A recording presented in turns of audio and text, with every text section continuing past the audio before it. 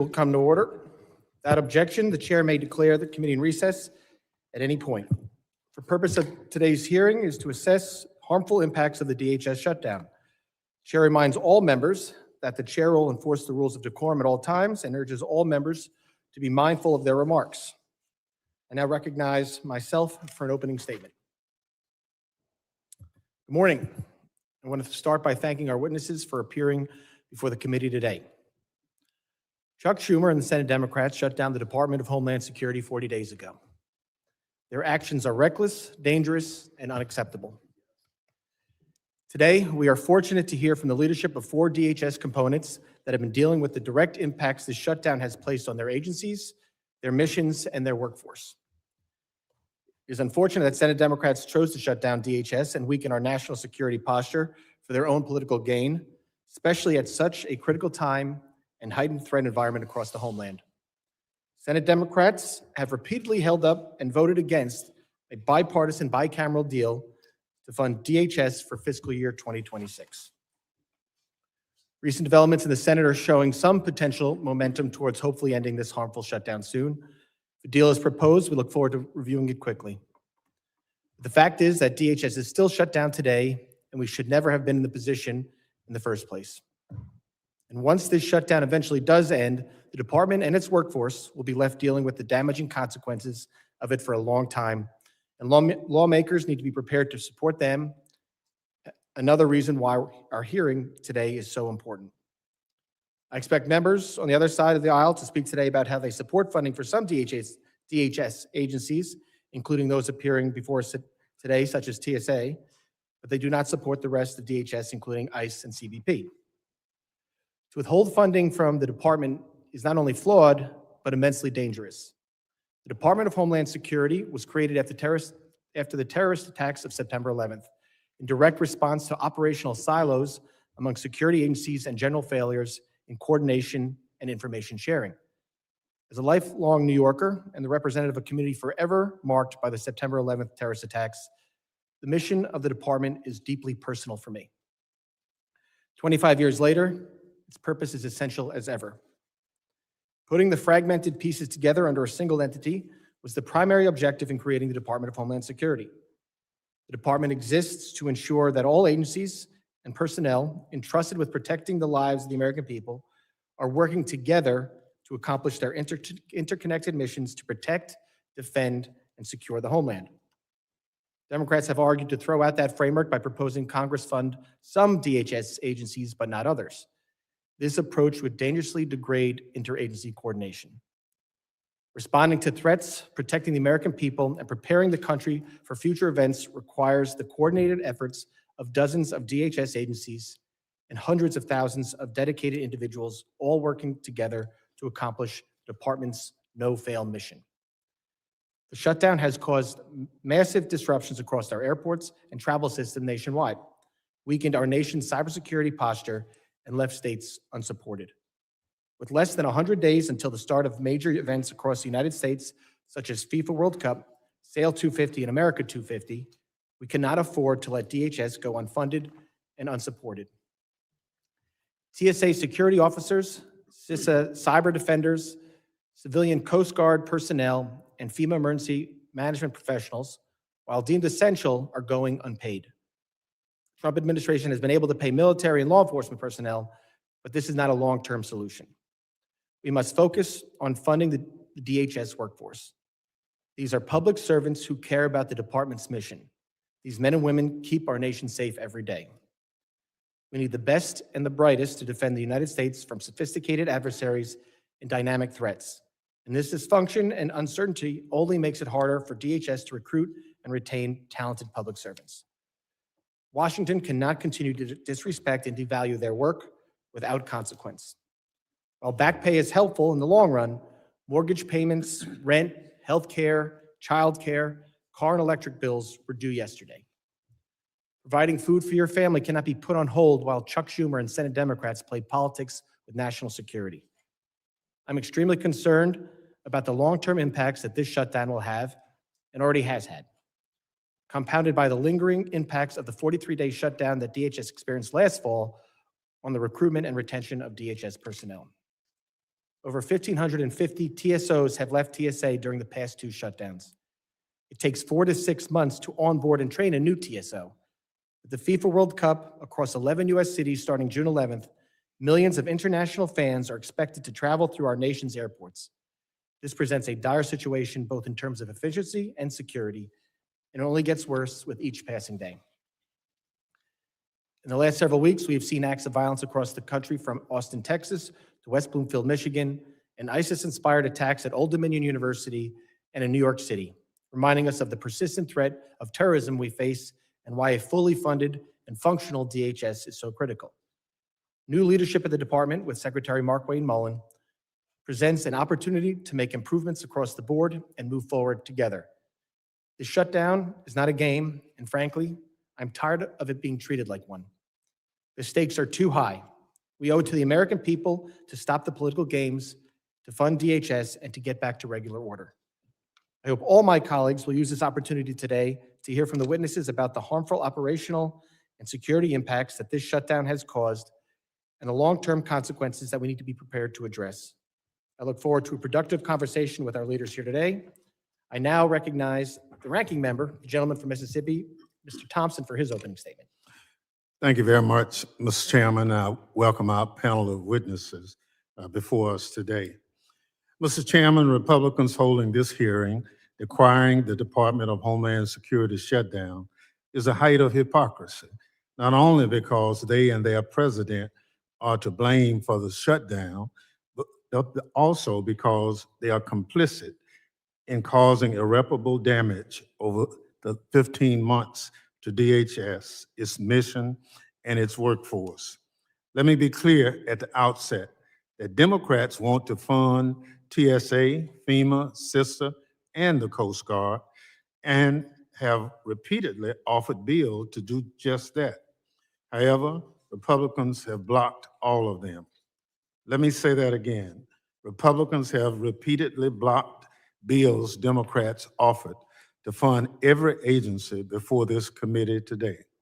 Republicans control every part of government and could have funded these agencies with Democratic support, but chose not to. Republicans could pay TSA agents today, but choose not to. You don't have to take my word for it. Republican Senator John Kennedy of Louisiana told Fox News that when Senate Republican leadership informed the president that his conference was prepared to accept the Democratic compromise position, the president said, and I quote, "No deals with Democrats."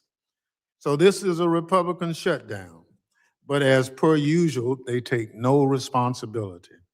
Maybe that's because they know the president is desperately trying to distract the public from his thousands of appearances in the Epstein files and the war he needlessly started in Iran.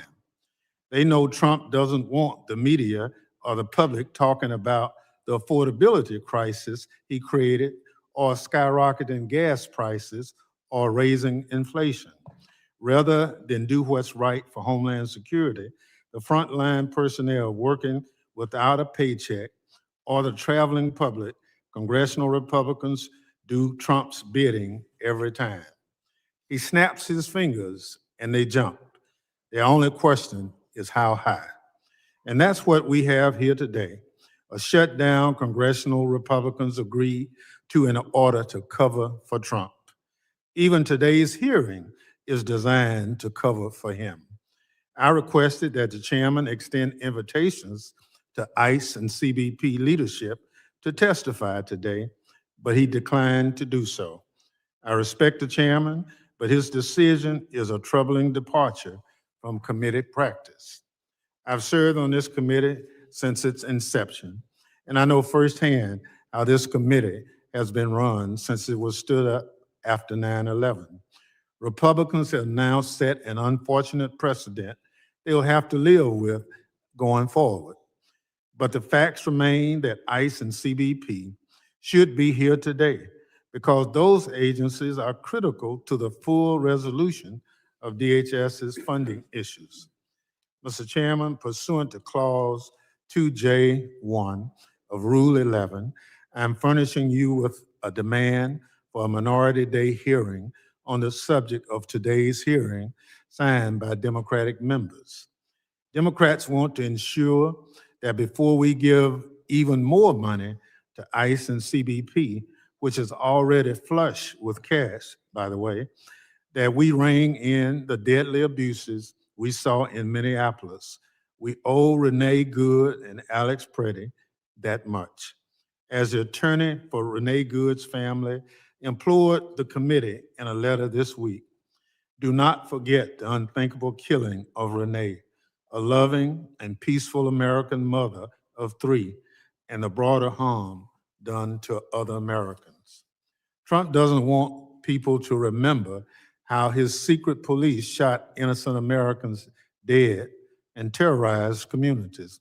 We won't let the victims be forgotten, and we honor Renee and Alex's memory by fighting to ensure it never, ever happens again.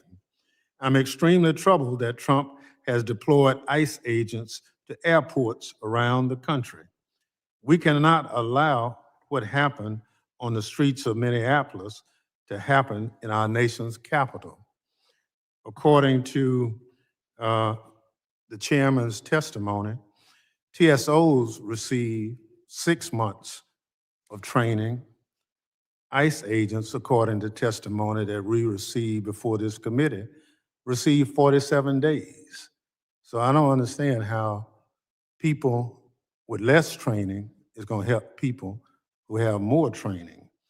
These agents cannot do TSA's job, nor should they, and they aren't trained to do it. So we see images of ICE agents standing around or walking through terminals, doing nothing to reduce the lines at security checkpoints, while TSA personnel continue to do their jobs without pay because Republicans refuse to vote for legislation to fund TSA. It's ridiculous and maddening, but not surprising. Since Donald Trump took over, he's done everything in his power to destroy the Department of Homeland Security, weaponize it against the American people, and hurt the workforce. He sent Doge into DHS and fired or forced out thousands of hardworking employees with irreplaceable Homeland Security expertise. At FEMA, more than 2,000 hardworking employees left the agency, and CISA lost about 1,000 employees, or a third of its staff. He cut critical Homeland Security programs and is intentionally withholding grants from nonprofits like synagogues, churches, and mosques, and disaster funding from communities that desperately need it.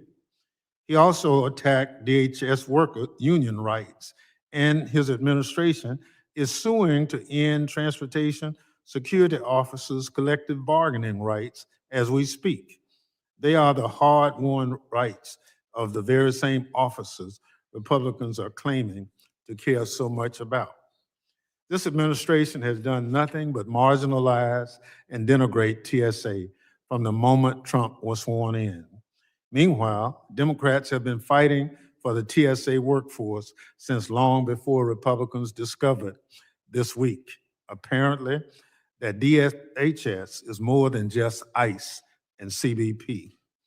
Donald Trump, Stephen Miller, Tom Homan, Kristi Noem, and Corey Lewandowski have tried to turn ICE into a national police force, a weapon for their political agenda, while systematically neglecting the critical mission of TSA, FEMA, CISA, and the Coast Guard. As part of their effort, Trump has installed incompetent and unfit DHS leadership who have used their positions for personal gain.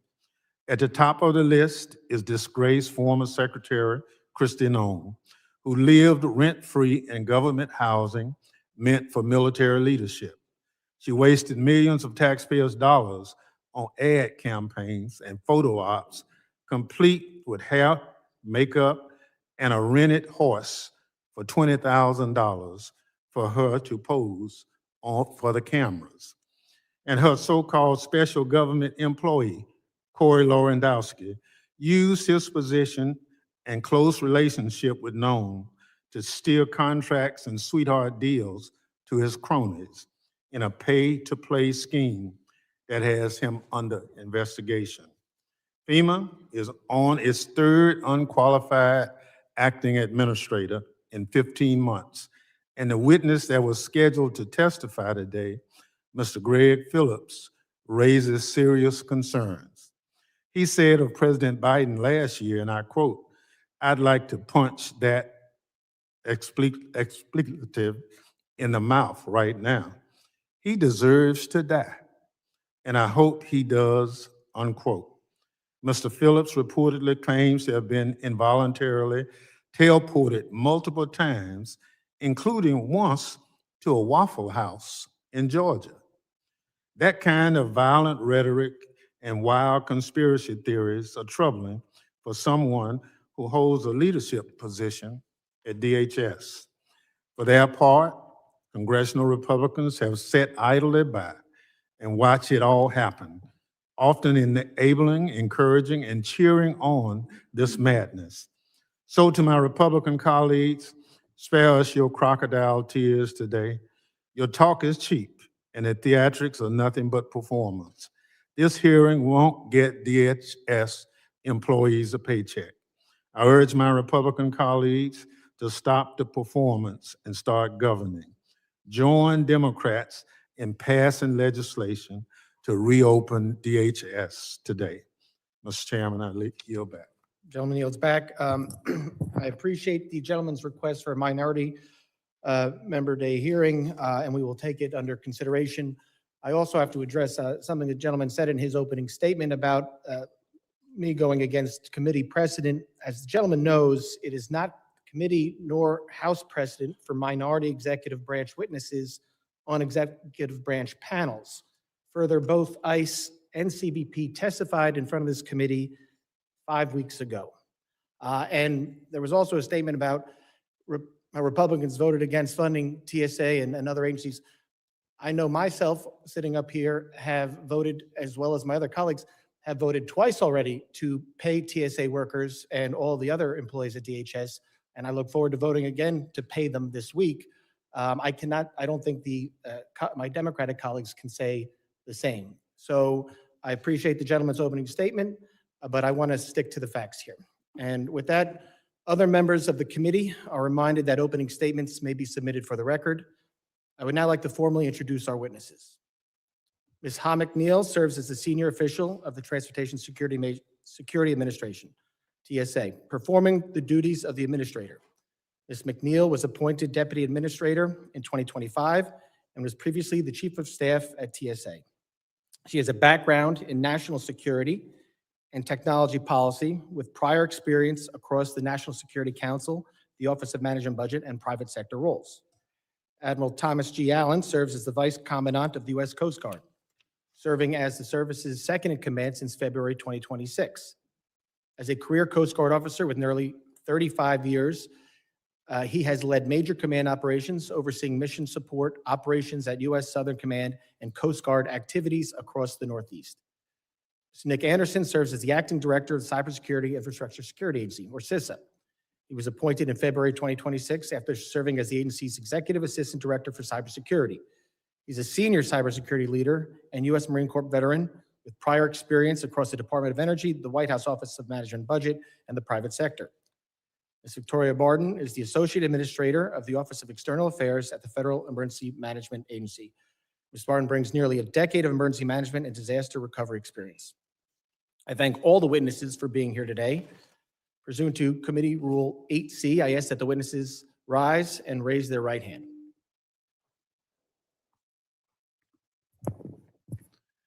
Do you solemnly swear that the testimony you will give before the Committee on Homeland Security for the United States House of Representatives will be the truth, the whole truth, and nothing but the truth, so help you God? Let the record reflect that the witnesses have answered in the affirmative. Thank you, and please be seated. I now recognize Ms. McNeil for 5 minutes to summarize her opening statement.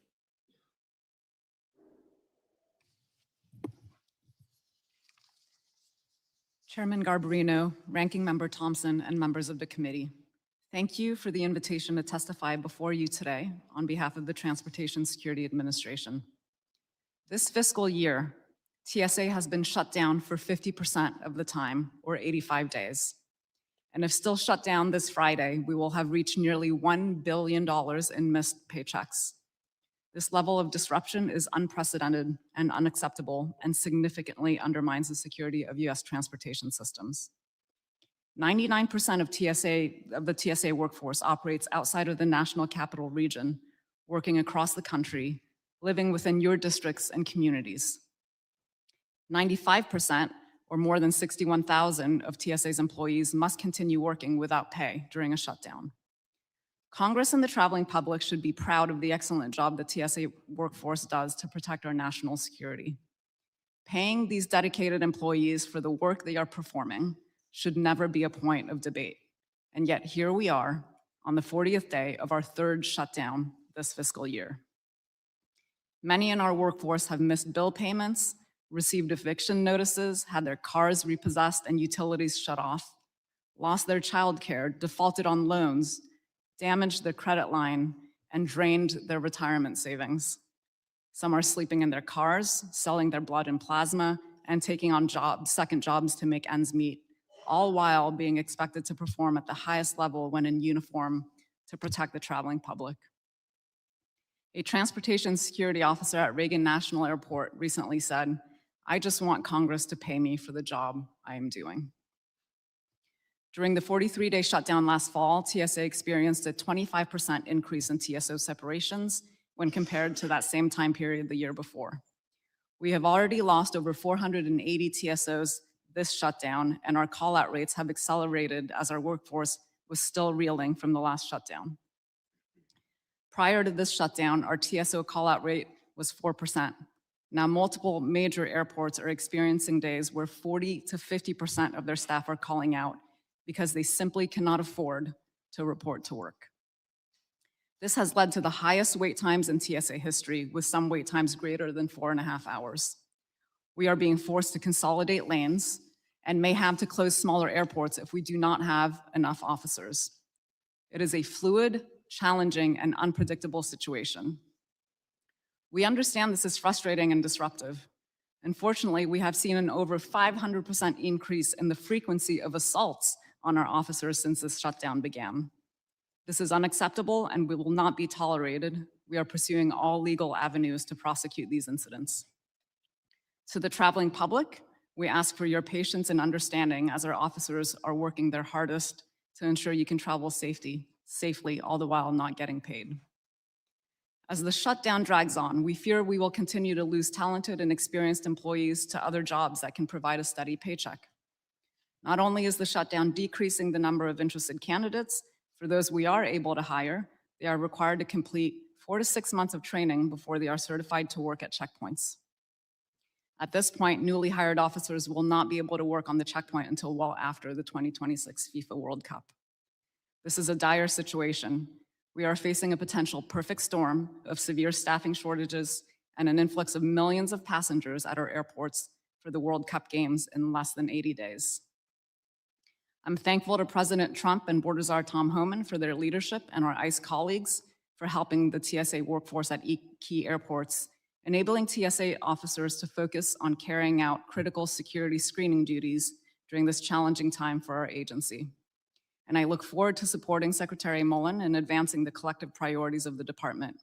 We truly are one DHS, one mission.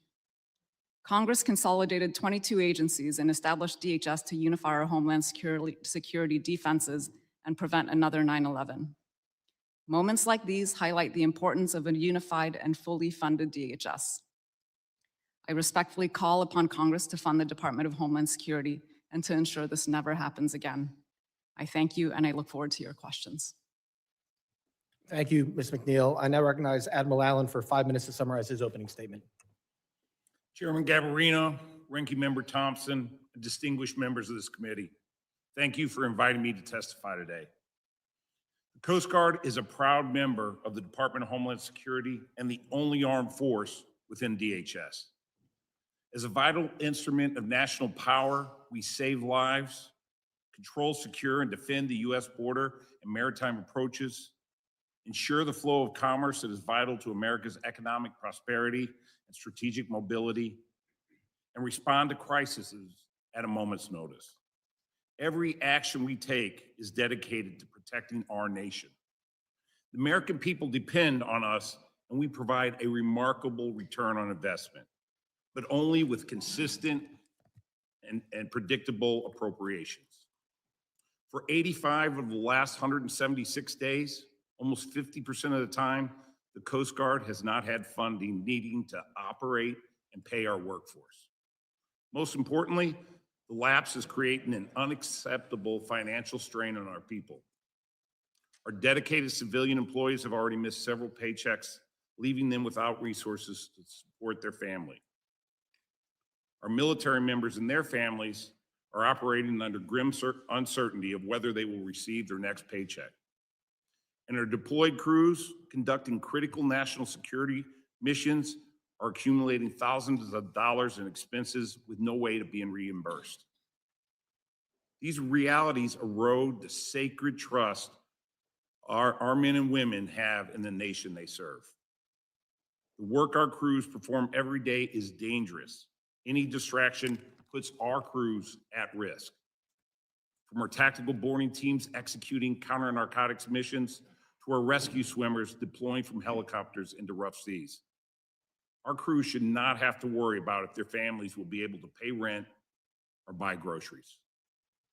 The shutdown is also eroding mission readiness and causing severe financial hardships for businesses who provide us with goods and services. A few examples. We see many preparations for FIFA World Cup and America 250. That's only 79 days away. We have incurred over $200 million in obligations to industry partners for operations, a bill we are prohibited from paying until this shutdown ends. We can't pay over 5,000 utility accounts, putting us in imminent danger of widespread shutdowns to critical infrastructure. And our inability to pay for parts and services risks triggering stop work orders, which could worsen our existing maintenance backlog and impact readiness. Our National Maritime Center remains closed, halting the issuance of over 16,000 merchant marine credentials, with a backlog growing by 300 a day. Every day the shutdown drags on moves us closer to a tipping point. And we know through experience, it will take us about 2.5 days to recover from every day we are in a shutdown. If the shutdown ended today, we wouldn't catch up until July 3rd. The Coast Guard will continue to serve because that is what our people have sworn to do. But our crews should never question whether the nation they protect will stand behind them and their families. Stable funding for DHS is not simply a budgetary matter. It's a matter of trust, readiness, and national security. Our service members will keep their watch. We only ask that they are supported while they do that. Thank you. I look forward to your questions. Thank you, Admiral Allen. I now recognize Mr. Anderson for 5 minutes to summarize his opening statement. Chairman Garbarino, Ranking Member Thompson, and distinguished members of the committee, thank you for the opportunity to appear before you today. My name is Nick Anderson. I'm currently serving as the Acting Director of CISA, the Cybersecurity and Infrastructure Security Agency. I joined CISA last September after serving in senior cybersecurity roles in the private sector at the White House and leading the Department of Energy's Sector Risk Management Agency function. I've also served as a State Chief Information Security Officer and as a Chief Information Officer within the intelligence community and as a United States Marine. These experiences have given me a clear understanding of the threat environment we face and the consequences when we are not fully postured to meet it. Let me be direct. When the government shuts down, our adversaries do not. For the past 39 days, CISA has operated under its third shutdown this fiscal year. CISA's workforce continues to demonstrate an unwavering dedication to mission during this challenging time. Approximately 60% of our workforce is furloughed or otherwise unable to work. The remaining personnel are carrying out mission essential functions without pay while facing increasing pressure from nation state and criminal actors targeting our nation's critical infrastructure. This is not a sustainable model. This shutdown affects morale, stability, and the overall well-being of our people. Quickly restoring funding for DHS remains essential to CISA's success at safeguarding the nation's critical infrastructure. Under the Trump administration, CISA is focused on our #1 priority, protecting and defending the American people from cyber and physical threats. During the shutdown, CISA is largely limited to protecting life and property, responding to imminent threats, maintaining our 24/7 operations center, and sharing critical vulnerability and incident information at a reduced capacity. These are necessary functions, but they are not sufficient to get ahead of the threat. What has been scaled back or paused are the very activities that reduce systemic risk over time: proactive assessments, coordinated planning, partnership engagement, and strategic initiatives across the federal enterprise and critical infrastructure sectors. The result is simple: risk is accumulating across the system. Delays in issuing binding operational directives, reduced coordination with industry partners, and constrained incident response capacity all create openings for our adversaries. These are not theoretical risks. They are real vulnerabilities that grow with time. The lapse in appropriations for DHS has impacted CISA's ability to proactively mitigate cyber risk and to support physical security resilience at a time when there are numerous large-scale events, including the America 250 celebration events and the FIFA World Cup, each of which require heightened preparedness. Equally concerning, key efforts to finalize the rulemaking process for the Cyber Incident Reporting for Critical Infrastructure Act, or CIRCIA, have been paused. This delays our ability to build a more coordinated, timely, and effective national cyber defense. Every day the shutdown continues, we're not just standing still, we're falling behind. I would like to express my appreciation for your efforts on the reauthorization of the Cybersecurity Information Sharing Act of 2015. This authority underpins the trust, speed, and collaboration between government and the private sector that are essential to defending the nation's critical infrastructure. In closing, CISA's mission remains unchanged: to protect and defend the American people. But we cannot do that at full strength under sustained funding uncertainty. And I want to be clear, the men and women of CISA are doing everything we've asked of them and more under extraordinarily difficult circumstances. They are mission focused, but they are not immune to the real financial and personal strain this creates for their family. We need stability, we need continuity, we need the ability to operate proactively, not just reactively. Thank you for your support and the opportunity to appear today. I look forward to your questions. Thank you, Mr. Anderson. I now recognize Ms. Barton for 5 minutes to summarize her opening statement. Chairman Garbarino, Ranking Member Thompson, and members of the committee, thank you for the opportunity to testify before you on the impacts of this government shutdown on the Federal Emergency Management Agency. I am Victoria Barton, Associate Administrator for the Office of External Affairs, and I look forward to this conversation. FEMA, a component of DHS, is the nation's lead agency for disaster response and recovery, as well as consequence management after terrorist attacks and catastrophic events. FEMA provides critical funding, training, and preparedness support to communities across America, including security planning for major events like the FIFA World Cup and America 250. With the current lapse, FEMA's ability to support Americans before, during, and after disasters is at risk. This is especially concerning as the nation faces heightened national security concerns. Currently, over 4,000 FEMA employees are going without pay, with many working through their third shutdown in less than a year. Staff are under significant financial and emotional strain, trying to serve their communities with fewer resources. The Disaster Relief Fund, which is the source of federal funding for disaster response and recovery operations, is also rapidly depleting. If this shutdown continues and the Disaster Relief Fund is depleted, FEMA will be unable to fund much of the disaster recovery efforts. This is not just rhetoric. These impacts are having dire rippling effects for thousands of Americans and communities across the United States. Disaster survivors waiting for assistance may face increased uncertainty and hardship. Local officials working to rebuild after hurricanes or floods may be unable to access federal support. And FEMA staff, many of whom have served through multiple disasters, are now struggling to pay their bills and support their families while also continuing to serve the public. In addition to these major disruptions to disaster response and recovery, FEMA's lack of funding is having dire consequences on its national security mission. The funding lapse is preventing FEMA staff from supporting critical programs that protect communities from targeted violence and terrorism. For example, Houses of worship and other nonprofits across the country are unable to access additional security grant funding that would help safeguard them against threats. This means organizations like Temple Israel in Michigan, which recently experienced a violent attack, cannot receive the support they need to protect their congregates and staff. These type of programs are essential to FEMA's national security mission, and the inability to process grant actions puts vulnerable communities at even greater risk.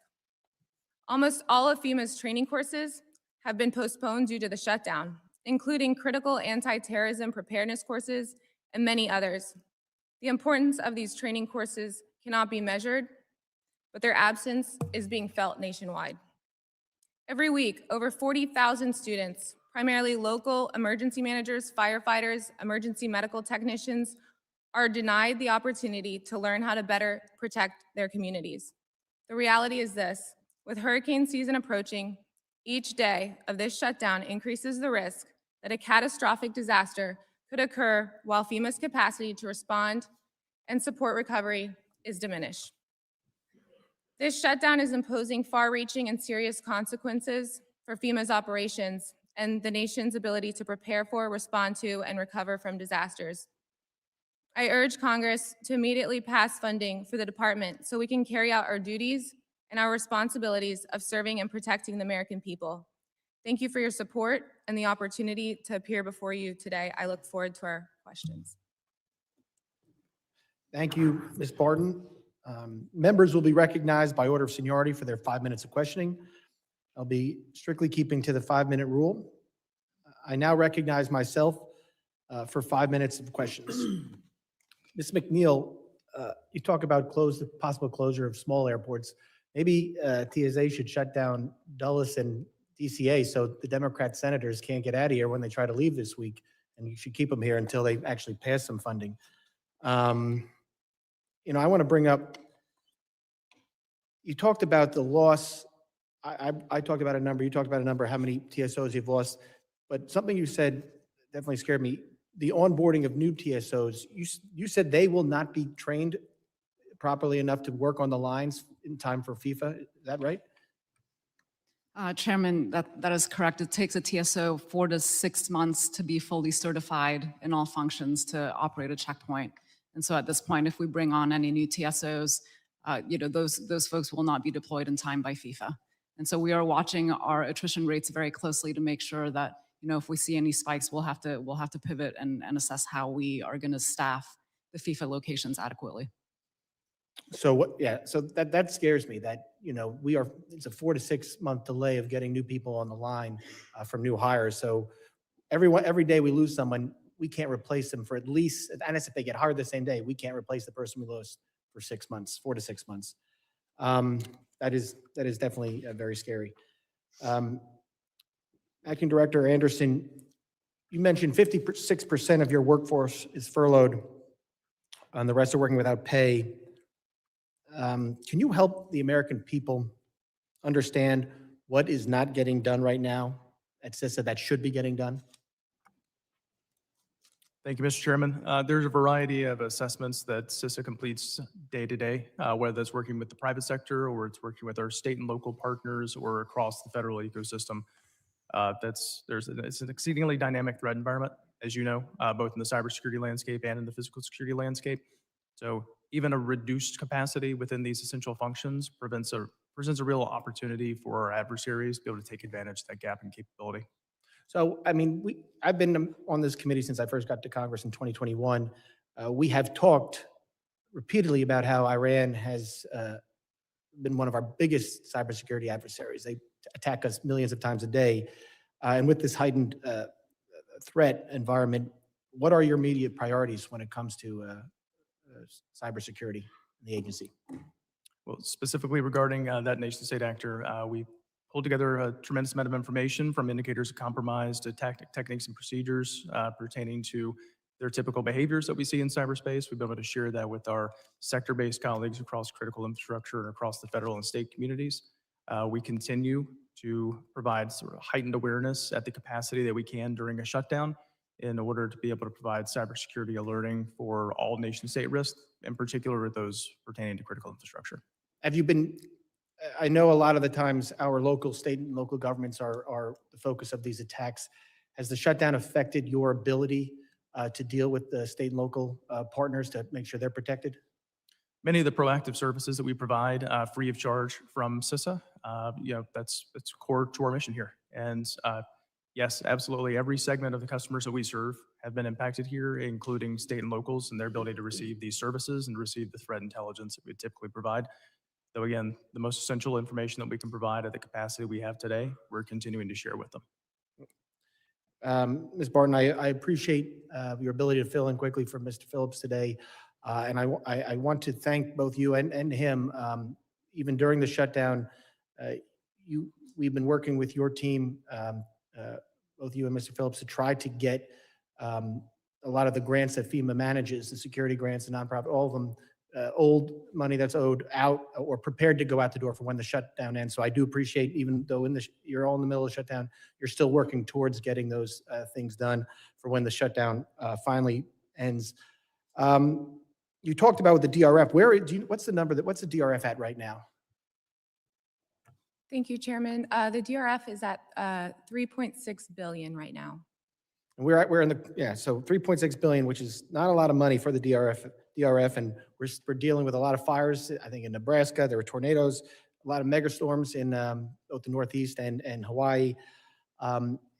Just quickly, how quickly would FEMA's remaining DRF sources be depleted if there was a major storm? You have 13 seconds. Sorry. Thank you, Chairman. Depending on the magnitude of the storm, it could be depleted pretty rapidly. And I think the concern right now is that there's many outstanding obligations that need to be addressed. Thank you. I appreciate that answer. My time is up. I now recognize the gentleman from Mississippi, the ranking member, Mr. Thompson. Thank you very much, Mr. Chairman. Ms. Barton, you're the first female person we've had come before this committee this entire session. We had all of last year, we didn't have a female person. And we are 3 months in, and obviously because of Mr. Phillips' emergency, you had to fill in. Are you aware of the Secretary's edict of saying we can only approve contracts less than $100,000 without her having personal knowledge of the contracts? Hi, Ranking Member. Thank you for having me today. I'm honored to be before you.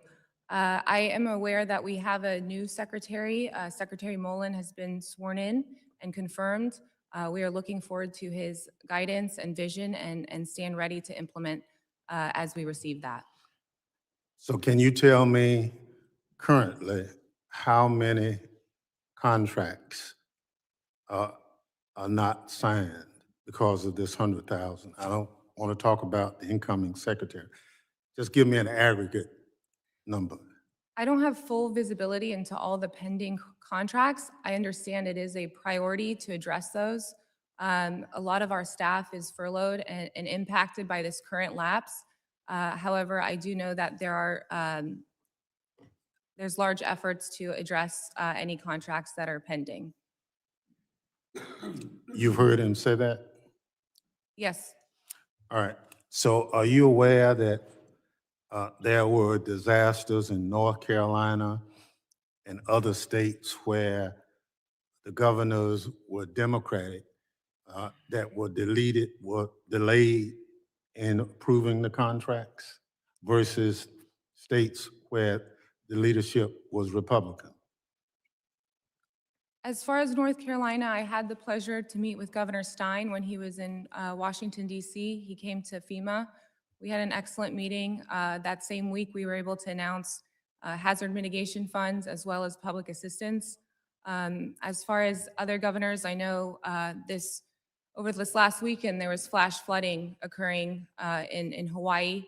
I understand that our leadership was in close communication with Governor Green.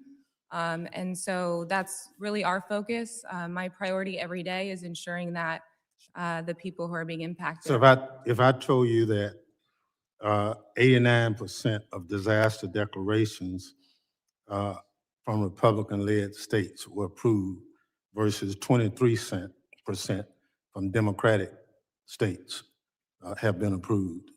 Have you seen those statistics? I did get a peek at the data that was provided, that assessment on how they came to that number. I don't know that their methodology was very sound, given it's been a span of many years and disasters vary by year and geographical location and the type of impact that happens. So, but you have seen the report I'm referring to. I've seen it, I think it was like a political article, yeah. So you've seen it? I'm aware of what they report. Okay, well, thank you. Mr. Anderson, how many vacancies do you have at CISA right now?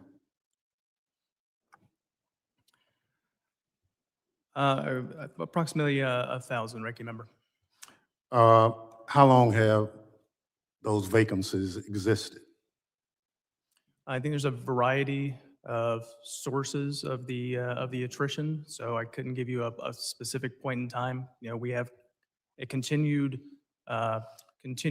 flow of people out the door, in particular as we continue to see the impacts of the shutdown and the uncertainty that creates for employees. Before the shutdown, how many vacancies did you have?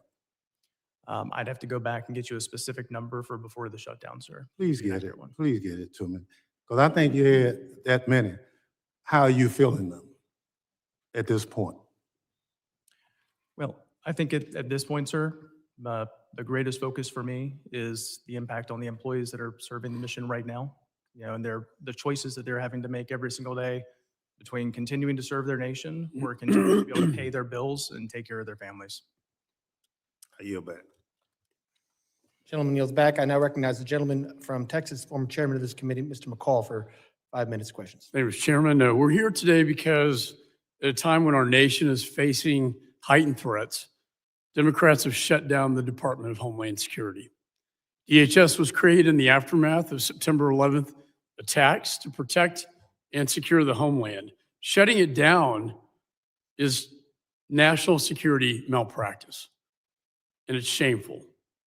We've already seen 4 ISIS-inspired attacks on our homeland in recent weeks, including one in my hometown of Austin, where 3 innocent people were killed at the hands of a terrorist. And this week, the Iranian regime said it plans to attack parks, recreational areas, and tourist sites around the world, as America 250 celebrations will be held at all those sites. The shutdown must end. And I was disappointed to hear Senate Democrats rejected yet another good faith offer from Republicans that contain many of their requests. Hopefully this will change soon. But in the meantime, our nation is on red alert. The Biden administration's open border policy allowed more than 700 Iranian nationals and 18,000 known or suspected terrorists to enter our country, posing a serious national security threat. We need a functioning Department of Homeland Security to counter the threat of sleeper cells in this nation. The shutdown is also wreaking havoc at TSA lines at our airports, and we see this every day on the television. The problem runs deeper than just travel disruption. For decades, aviation threats have been the crown jewel of terrorists, from Al-Qaeda to ISIS and its affiliates. Since the shutdown, TSA employees have been forced to work without pay. 400 officers have quit their jobs, constraining the agency's ability to protect the traveling public. This is alarming, especially as we approach the FIFA World Cup and America 250. In just 3 months, our nation will host millions of visitors who will travel throughout our airports. And as the chairman of this committee's special events task force, I'm laser focused on protecting our homeland during these events. Let's focus not only on the physical threat, but the cyber threat as well. When I chaired this committee, I created the Cybersecurity and Infrastructure Security Agency to defend against cyber attacks. We heard the chairman talk about the threat from Iran. Reports say fewer than half of CISA's employees are currently working, disrupting our ability to deter and mitigate threats to our critical infrastructure. Lastly, I know that many FEMA grants are not being dispersed because of the shutdown. I helped secure the nonprofit security grant program. These provide security to houses of worship, which are coming under attack far too often. Just a couple weeks ago, an ISIS-inspired terrorist watched the Temple Israel synagogue in Michigan and then attacked them in a terrorist attack. We need these grants out now. I'm hopeful that we will also reauthorize the DHS mission to counter weapons of mass destruction, a crucial office that remains not authorized today, and I think poses a serious threat. In the remainder of time that I have, there's so many issues to cover, but I want to talk about TSA, CISA, and these grants. To TSA, you have the operations center I've been to many times that monitor traffic across the world globally and aviation threats globally. Can you tell me what impact the shutdown is having on that? And Mr. Anderson, if you could tell me about CISA's, without these employees, not being able to connect the dots and share it with the private sector, what impact that is having. Ms. Barton, can you tell me about the lack of funding to protect particularly Jewish synagogues across this nation, as we know the Iran threat is real inside the United States and our homeland? Ms. McNeil. Thank you, Congressman. Our operations center is up and running, and we're doing everything that we can during this time to maintain a strong security posture, especially during this heightened threat environment. Our officers are doing a tremendous job showing up every day at work and screening the traveling public to make sure that they're making it to their destination safely. But I will say it is a real human toll to wake up and show up to work every day not knowing how you're going to pay your bills. And so I am, of course, concerned about the workforce. And the longer this shutdown goes on and more missed paychecks, we are really putting ourselves and our workforce in a perilous situation. You're correct, sir. Being able to connect the dots with the private sector, a lot of it is based on the expertise and the relationships that a lot of these employees have that have served for such a long time at CISA. Since this committee helped bring it into existence, that's all the more difficult when we have those same employees that were relying on their expertise in those relationships. And to Ms. McNeil's point, they're having to choose between being able to support their families and continuing to support the mission of securing our nation's grid. Finally, security at Jewish synagogues. For the nonprofit security grant program, at this time, we are stalled because the staff that's processing and supposed to work on those grants has been impacted by the third shutdown, and those funds are critical to get out for many of the nonprofit and houses of worship that receive and use those funds for security threats. Thank you. I yield back. Gentleman yields back, and I let witnesses go a little over there, and I will do that for both sides if they're in the process of answering a question today, because I do think it's important for them to talk about what's going on.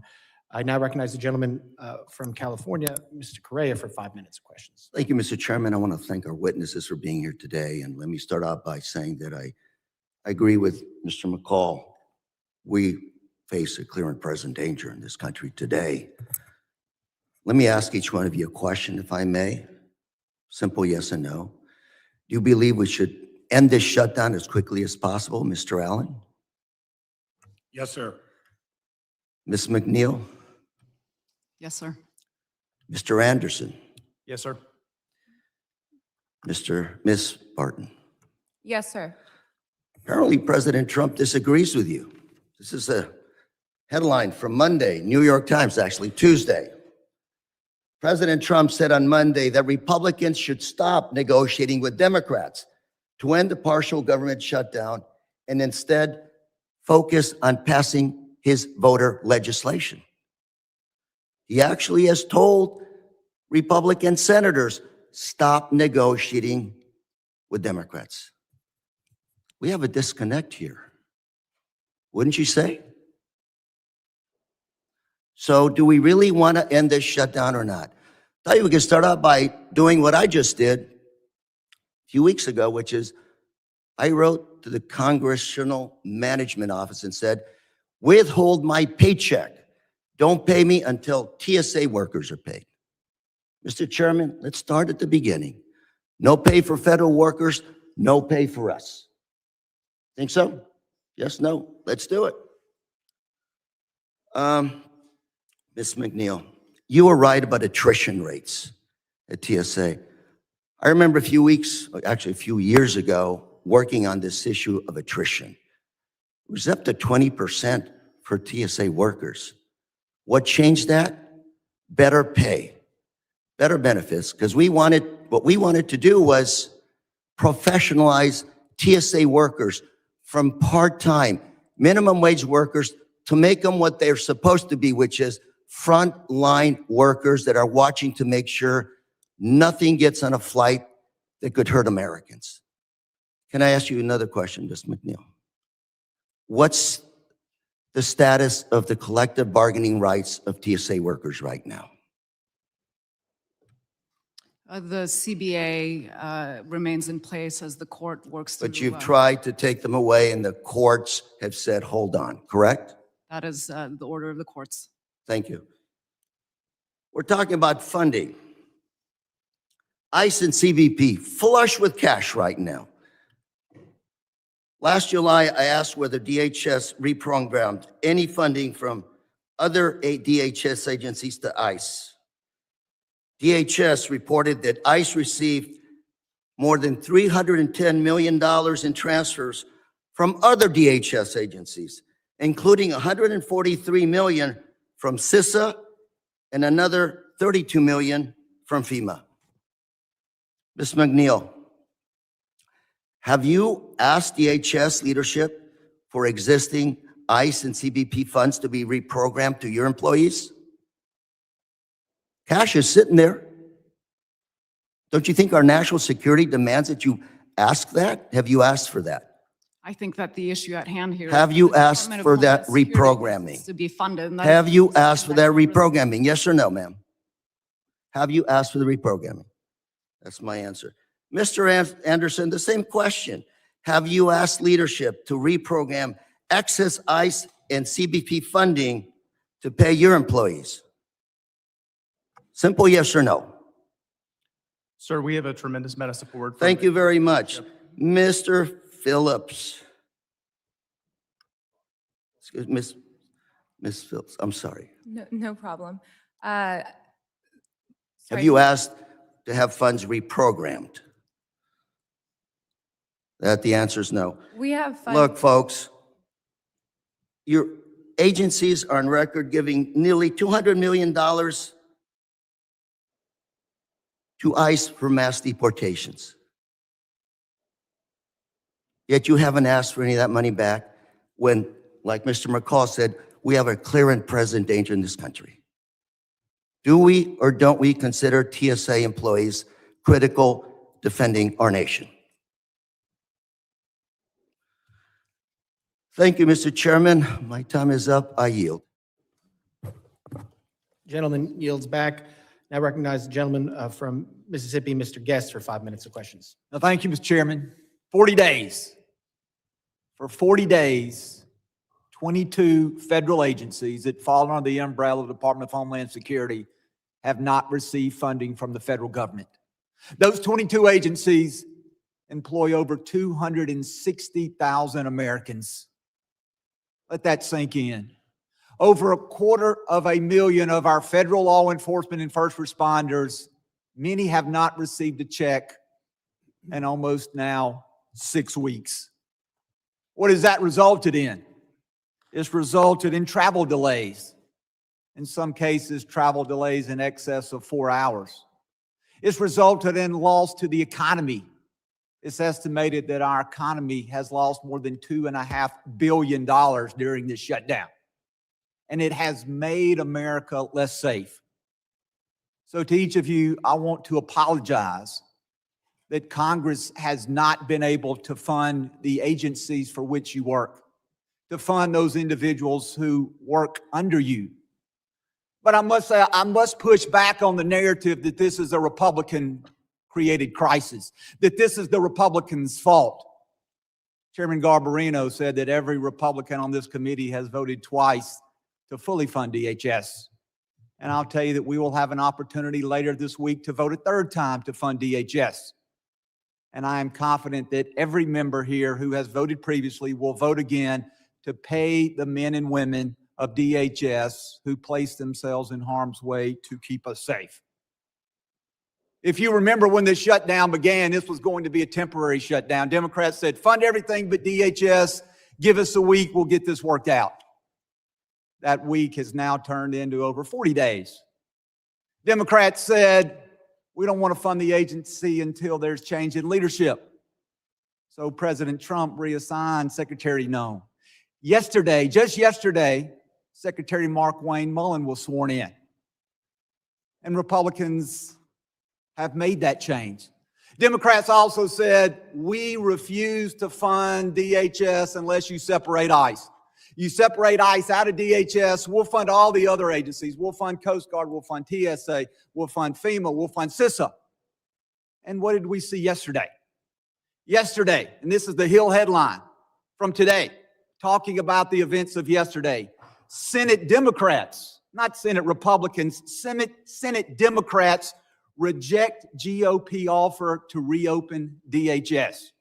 The article goes on to say Senate Democrats on Tuesday rejected a new proposal from Senate Republicans endorsed by President Trump to fund almost all the Department of Homeland Security while setting aside some funding for Immigration and Customs Enforcement to end the partial government shutdown that has now stretched at that time 39 days to day 40.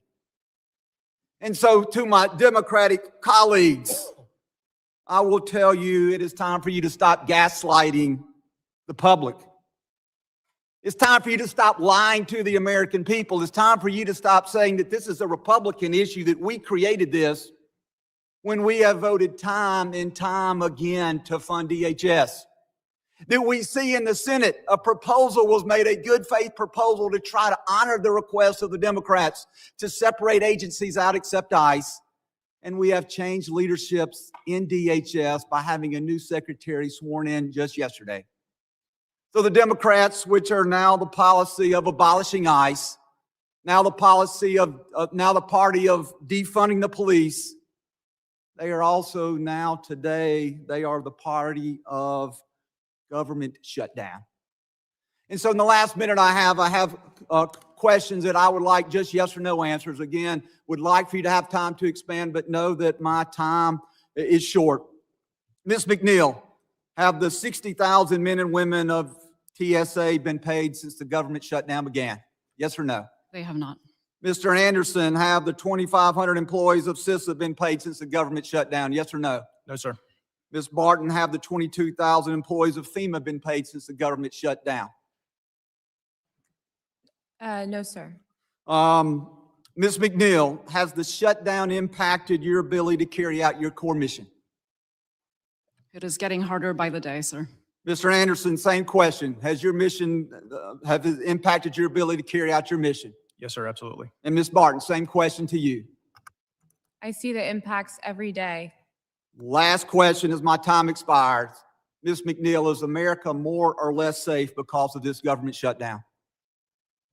We are really concerned about our security posture and what the long-term impacts of the shutdown is going to have on the workforce and our ability to carry out the mission. Mr. Anderson, is America more or less safe because of the shutdown? The threat environment is too dynamic, sir, to allow this shutdown to continue on. And Ms. Barton, are we more or less safe because of this shutdown?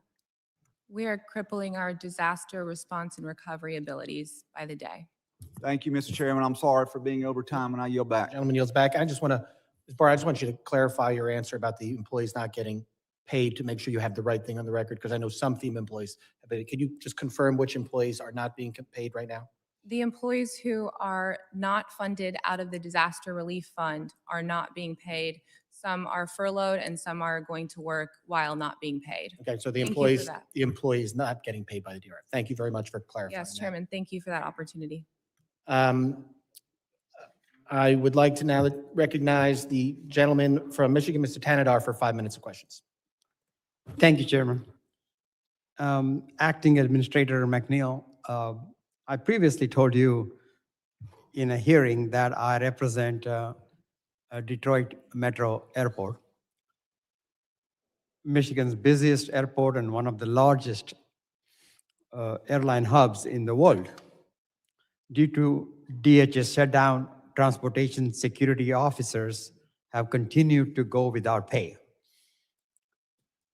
Every time I go through the airport, I have a conversation with them. I see the hardship and uncertainty that they are facing.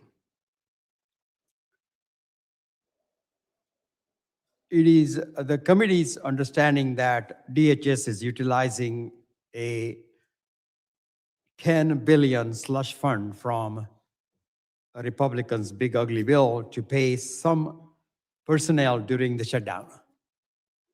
DHS has decided to pay law enforcement personnel from this fund, but the text does not authorize the use of funds, nor does it mention limiting payments to law enforcement personnel. Specifically, the text says there are appropriated to the Secretary $10 billion for reimbursement of costs incurred in undertaking activities in support of the Department of Homeland Security's mission to safeguard the borders of the United States. That's all it says. And there is nothing about paying the salaries of law enforcement personnel, but not those of other personnel. My question to you is, if DHS believes it can use this slush fund to pay federal air marshals, for example, then why can it not use this fund to pay TSOs? And how is DHS choosing who gets to pay their bills during this shutdown? Thank you, Congressman, for that question. And to amend my response from earlier, you are correct that some of our law enforcement personnel are getting paid at this point in time, and that is a decision that the department is making on who and what they can fund. We are doing what we can where we can. We do not like being in this situation, and the bottom line is that all the hardworking men and women of DHS need to be paid, and this is why DHS needs to be funded today. Ms. McNeil, the Trump administration has continued to take away TSO's collective bargaining agreements, and it continues to try to cancel TSO's union contracts. With a workforce facing low morale due to no pay and other factors, the Trump administration is doing everything it can to lower workforce morale even further, even as it pretends to prop up this workforce for political points. Do you think canceling the collective bargaining agreement and union rights at TSA is a good idea during this shutdown? I think that not paying employees for the work that they are doing every day to keep the American traveling population safe is a bad idea. I think that they need to be paid for the work that they are doing, and half of the time this fiscal year, they have not been paid. We are missing close to $1 billion in payment to the TSOs, and that needs to be rectified today. How does TSA plan to rebuild its TSO workforce when the administration keeps attacking it and now telling TSOs that untrained ICE agents can do a better job than they can? I'm extremely thankful to the President for recognizing the crisis that we are in and leveraging assets across the Department of Homeland Security to assist our agency in this very difficult time. And the ICE agents that have shown up are there in the support of the TSA mission, and we've been spending time training them the last few days, and we're seeing relief, signs of early relief at the airports where we're seeing long lines. And this is how we function as a department. We collaborate across the component agencies, and this just underscores the importance of funding the entirety of the DHS functions. Well, the ICE agents haven't been trained to do their ICE work. And now, I don't know what kind of training you're giving them in this short time, but I see them all sitting down looking at their phones or chit-chatting, but looks like they have no role to play. That's, I've been talking to my field leadership. The ICE agents that are there are doing non-specialized screening functions. It's been incredibly helpful to alleviate the burden on our workforce, and we're getting positive feedback from passengers and our field leadership alike.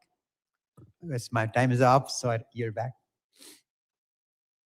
Gentleman yields back. I now recognize the gentleman from Florida, Mr. Jimenez, for 5 minutes of questions. Thank you, Mr. Chairman, and I want to remind everybody just why we're here. We have passed a appropriation for DHS twice, I believe, in the House through Republican votes. We've sent it over to the Senate, and the only reason it hasn't passed is because the Democrats will not give us the 60 votes needed for closure. Period. That's it. And why? Why? Because the Democrats are kowtowing to their radical base. They just want to shut down ICE. And then, you know, that's it. And there's no off-ramp for this, by the way. They had an off-ramp. The off-ramp was when the president changed the head of DHS and put a new head of DHS. That was the perfect time for the off-ramp for this thing to be over. But they chose not to do that because they have radical ideas. They want ICE to be able only to arrest people at the border. Well, there's about 700,000 criminal illegal aliens right now in this country that need to be arrested and need to be deported. And so ICE has a lot of work to do, and they need to do it in order to protect America and the American public. That being said, Ms. McNeil, you mentioned that the upcoming FIFA World Cup is just months away, and it is just months away, and we're expecting millions and millions of people to come to the United States, and that TSA is already facing staffing shortages due to this prolonged shutdown. Given the attrition, the increased call-out rates, and the time it takes to train new officers, can you walk us through how a continued funding lapse would impact TSA's ability to effectively screen the surge of international and domestic travelers during an event that has the magnitude, and what specific risks that might pose to the American public? Thank you, Congressman. As the shutdown drags on, we will likely see our attrition rates continue to spike, which means that we may not have the adequate headcount to staff the airports that are supporting the FIFA locations adequately. We are working to ensure that we are surging our national deployment force so that we have mobile teams to be able to cover down on these locations, and looking at our K-9 assets as well. But at a certain point, this is a numbers game. If you don't have enough headcount, you can't cover down on your operations. And the ongoing shutdown is also impacting our ability to procure and deploy technology, from checkpoint technology to some of our counter UAS technology in advance of FIFA World Cup. So we're really running short on time here. How many visitors do you expect come to the United States for FIFA? We are estimating it's a wide-ranging number between 6 million and, from what I've heard, up to 10 million additional passengers on top of summer travel volumes already. Well, those 6 to 10 million passengers, is that the net number, or because they'll be traveling from city to city? So are you going to be multiplying those 6 2, 3 times, or is that 6, 10 million total? So those are additional passengers, and your point is very well taken, Congressman. I mean, they will be moving around the country as they go through their matches. And so right now we are also doing that planning to ensure that as teams go through the World Cup and they move from base camps to base camps, we will see those surges in those airports as well. Fair enough. Admiral Allen, I'm deeply concerned about the impact that this is having on the workforce, especially the furlough of roughly 75% of your civilian specialists and the financial strain on service members. Given that recruitment and retention was already a challenge, how much long-term damage is being done to the Coast Guard's talent pipeline? Sir, thank you for that question. When you look at the Coast Guard, this is a profession. This isn't a job. This is bringing in people for long-term to not only better our nation, but to provide a pivot in their life to provide things back.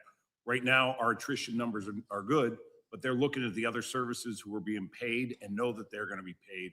We have the uncertainty of whether they are going to get paid paycheck to paycheck, and that is having a long-term uncertainty and readiness impact on our people. Thank you, Admiral. Look, what's happening is not right. It's just not right, all right? And to drive a political point that really they can't drive because ICE is already funded. So that's why there's no off-ramp. ICE is already funded. What they want, they can't get. And so this is just political theater, and it's not right. And it's not right that the hardworking men and women that are protecting this country are suffering because of this, pure political play. And unfortunately, this lays right at the feet of the Democrats. They're the ones that refuse to fund DHS and the hardworking men and women that protect this country. And with that, I'll yield back. Gentleman yields back. I now recognize the gentleman from Rhode Island, Ms. Magaziner, for 5 minutes of questions. Thank you, Mr. Chairman. I'd like to remind everyone why we are here. Please play the video.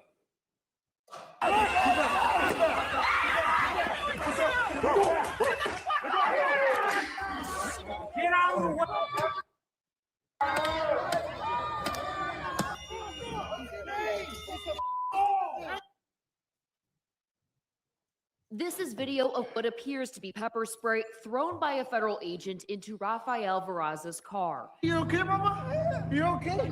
Seconds later, he realized his daughter, 1-year-old Ariana, was in the back seat.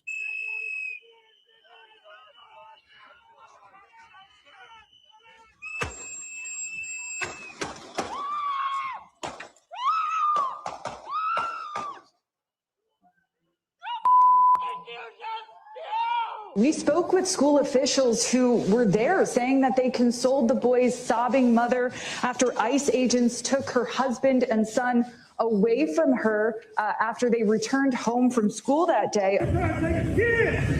More than half a dozen federal agents were seen on cell phone video Tuesday surrounding this 5-year-old boy wearing a bunny hat and a Spider-Man backpack. Liam Ramos was taken into custody along with his dad. Department of Homeland Security contractors told White House officials they were asked to pay Corey Lewandowski, a longtime ally of President Donald Trump.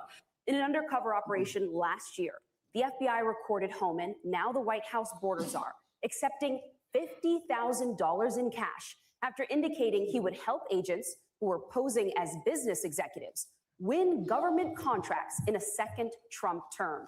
Madam Secretary, how many United States military veterans have you deported? Sir, we have not deported U.S. citizens or military veterans. We are joined on Zoom by a gentleman named Sejun Park.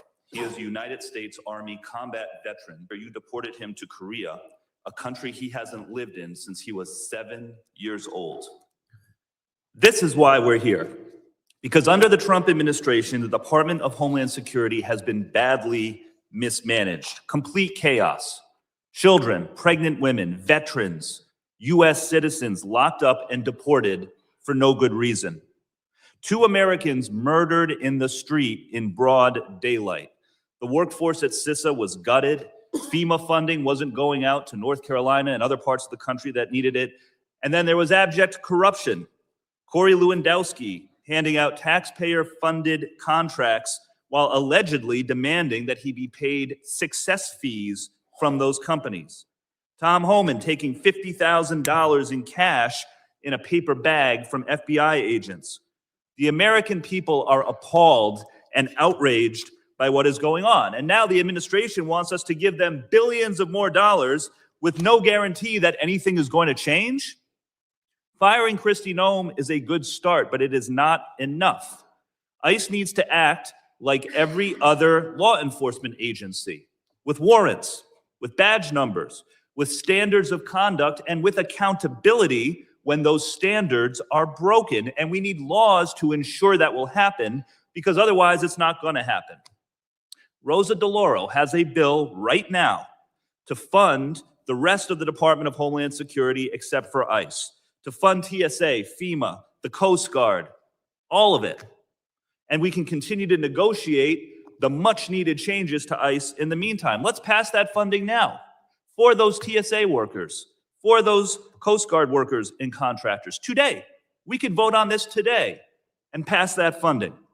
In fact, it was reported that there was a deal to do just that, and President Trump rejected it. He said, don't do a deal with Democrats. And then it was reported Leader Thune went to the White House, actually talked some sense into the president. They agreed to it.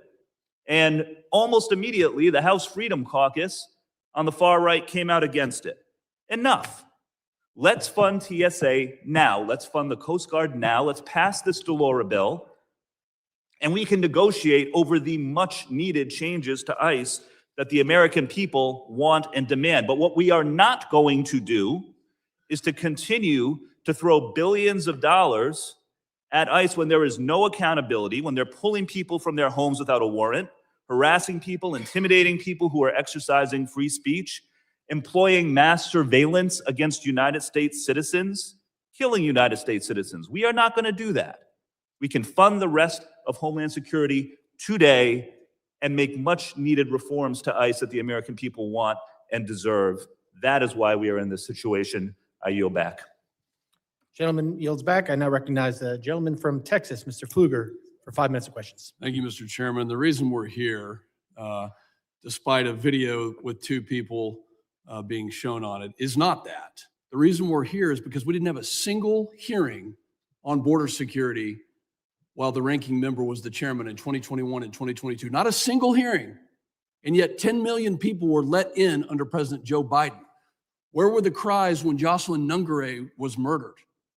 Where were the video cameras when Laken Riley was brutally murdered? We don't have those. They didn't get that. That's why we're here. We're here because we're cleaning up a mess that is on a level and a scale that is unfathomable. President Trump has had to clean up a mess that is on a scale that was unthinkable. 100,000 people died as a result of fentanyl. Where were my Democrat colleagues down in McAllen, Texas, when I went down there and saw a 2-year-old that was left in the brush? Yeah, the emotional outcry over here is the height of hypocrisy. It is so hypocritical. Not a single person down there at a hearing that we held on border security, not a single Democrat had the decency to stand up for Laken Riley's parents at the State of the Union last year. Not a single person had the decency on the Democrat side of the aisle to stand up for Jocelyn Nungare's parents who were in our chamber. Give me a break.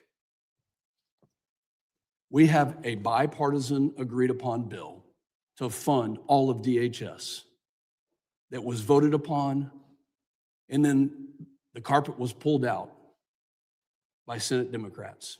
And now this week we will vote for the third time to fund the entirety of DHS.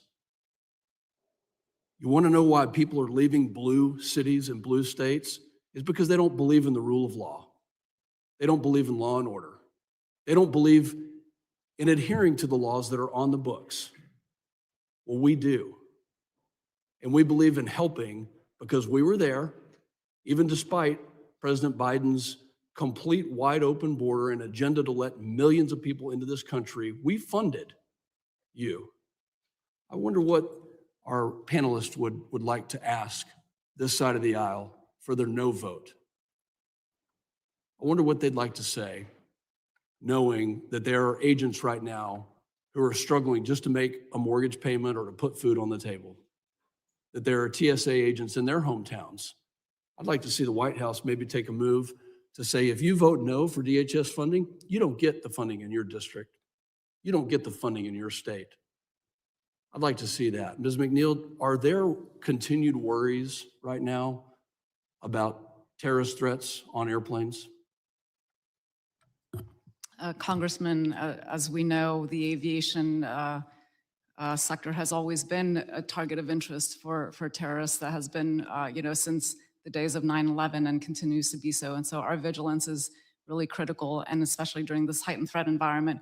Every day we look at our risk posture and we amend our operations to make sure that we are putting the strongest security barriers up as possible. And we continue to do that despite not being funded for the third time this year. And our officers continue to show up and continue to do what they need to do every day to ensure the safety of the American travelers.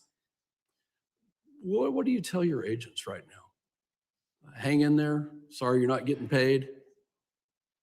Sorry that we have a dysfunctional Congress that can't actually come to some reasonable conclusion that there is a terrorist threat that we would like to prevent in the wake of 9/11. What do you tell them? I thank them every day for their commitment and dedication to the mission because they continue to show up. You wouldn't see this level of commitment, you know, in the private sector. I mean, this is incredible what you're seeing from the men and women at TSA today. We tell them that they are performing a critical function. We ask them to continue to show up and let them know that we're advocating for them with the powers that be. And that's why I'm here today, is to advocate for the funding of the Department of Homeland Security so that the hardworking men and women get their paychecks.